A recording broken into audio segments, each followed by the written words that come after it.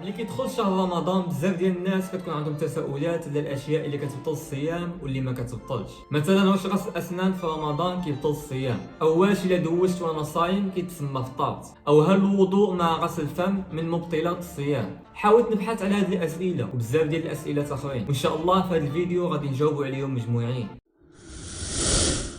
اولا غادي نبداو من مبطلات الصيام. فمن مبطلات الصيام هو الاكل او الشرب عمدا يعني عن قصد، فهي من مبطلات الصيام. او التقيؤ عمدا مبطل للصيام. قطرات الانف مبطله للصيام. الحقن المغذيه بحال الانسولين حتى هي من مبطلات الصيام.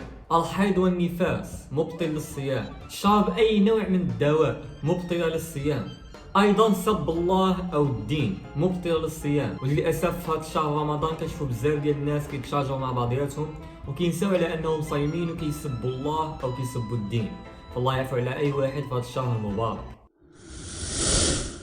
شفنا الاشياء اللي كتبطل الصيام، ودابا غنشوف الاشياء اللي ما كتبطلش الصيام، اللي بزاف منا كيحسب لهم على انها كتبطل الصيام في رمضان ولكن هي العكس. فمثلا الاكل او الشرب عن غير قصد فهي لا تبطل الصيام. يعني الواحد كينسى على انه صايم كياكل الماكله او كيشرب الماء. هذه بزاف فينا وقعت معاه. فاذا وقعت مع شي واحد فقط يغسل الفم ديالو ويكمل النهار ديالو عادي. فالاكل او الشرب الماء عن غير قصد فهي لا تبطل الصيام. وايضا غسل الاسنان بالمعجون فهي لا تبطل الصيام.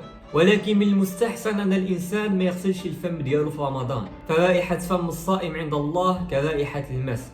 ايضا قطرات العين والرابوز لا تبطل الصيام. زيوت الشعر لا تبطل الصيام. الاستحمام لا يبطل الصيام.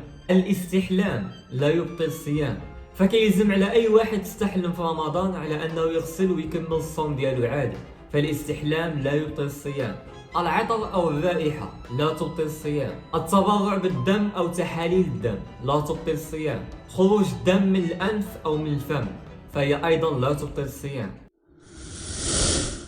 هادو كانوا هما اكثر الاسئله اللي كيسولوا عليها الناس في شهر رمضان. اللي عنده شي سؤال يحاول يكتبوا لتحت في التعاليق ونجاوبوا عليه كاملين. فالحمد لله على نعم الله، اللهم تقبل منا صلاتنا وصيامنا وحسن اعمالنا.